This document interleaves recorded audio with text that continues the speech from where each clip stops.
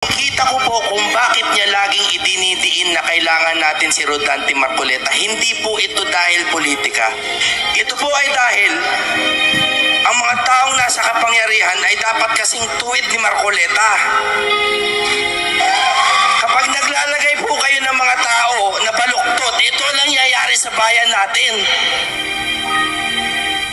Kung meron po sa inyo na galit kay Digong at sa palagay nyo dapat siya ikulong, litisin po natin sa ating bayan.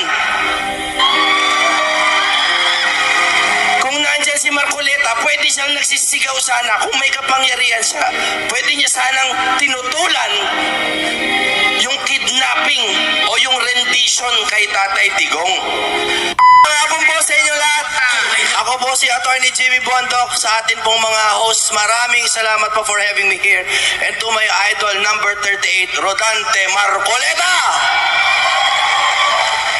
Ako po, dahilan sa ako ay nag-abogado na at naging senatoriable ngayon, lagi ako nagtatalumpati.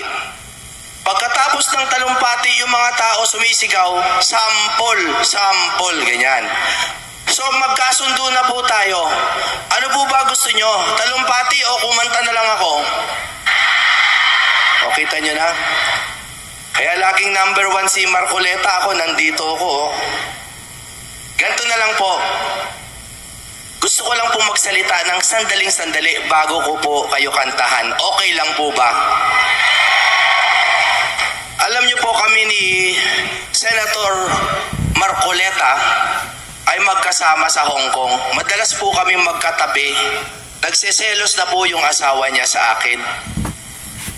Madalas po kami magkatabi dahil po ako po ay talagang hangang-hanga sa kanya, sa kanyang prinsipyo. Hindi po namin maubos isipin kung paano nangyari na napakatahimik at napakasaya namin sa Hong Kong. At sa susunod na araw pala ay kukunin sa atin yung ating Pangulo. Okay lang po ba na may iparinig ako sa inyo na kanta bago ako kumanta ng live? Okay lang ba? Ito po yung alay ko sa ating Pangulo. Sana po maunawaan ninyo. Mabilis lang naman to.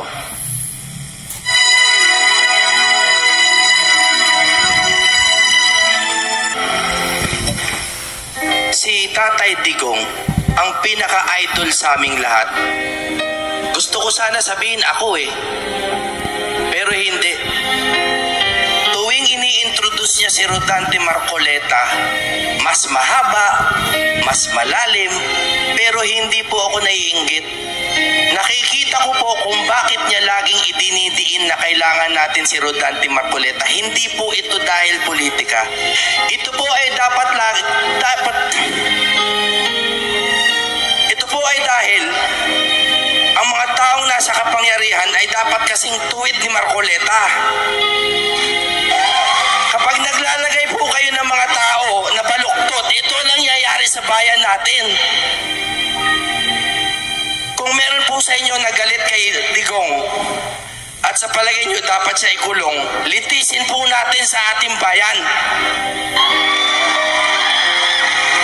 Kung nandyan si Marcoleta, pwede siyang nagsisigaw sana. Kung may kapangyarihan siya, pwede niya sanang tinutulan yung kidnapping o yung rendition kay Tatay Digong. Kaya ako po ay nandito bilang singer po, bilang endorser. Kinalimutan ko muna yung pagiging kandidato ko para makasigurado makaisa man lang tayo na matinong tao na makapasok sa Senado. Di bali na ako, susunod ako dyan, kakapit lang ako kay Marcoleta. Kahit number 1 siya, nakaganyan lang ako, okay sa akin yan. Kailangan po natin ng matinong tao. Dalawang salita lang po ang iiwan ko sa inyo bago ko kumanta. Dalawang salita lang po. Vote wisely.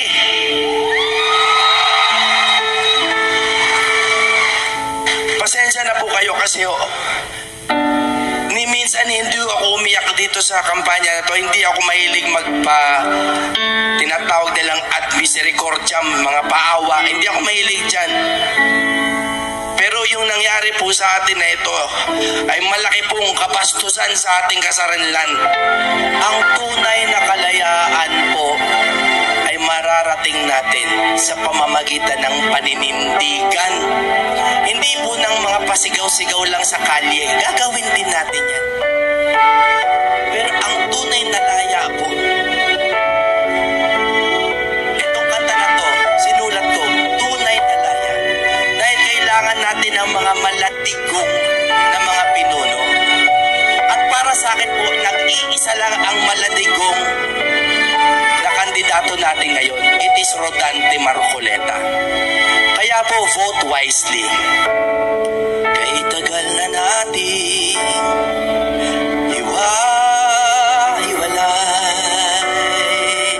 Tamo ngayon, magkaaway na naman tayo. Kampi-kampi,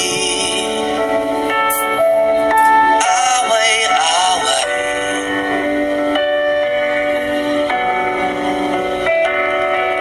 Tingnan niyong tunay ang buhay ng masa. Malayo pa sa malaya.